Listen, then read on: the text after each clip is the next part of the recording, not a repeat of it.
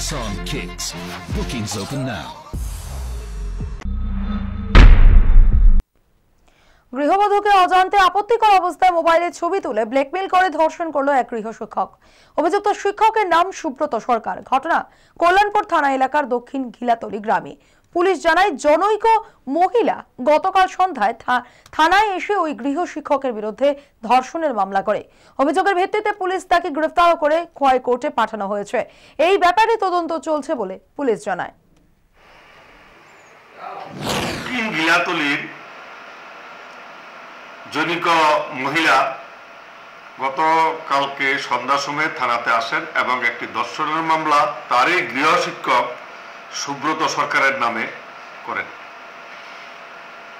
উক্ত কমপ্লেনের ভিত্তিতে থানাতে একটি কেস রেজিস্টার হয় এবং রাত্রেই সুব্রত সরকারকে গ্রেপ্তার করা হয়। উক্ত মামলা আজকে তাকে খোয়াই কোর্টে প্রেরণ করা হবে। Nissan Kicks. Bookings open now.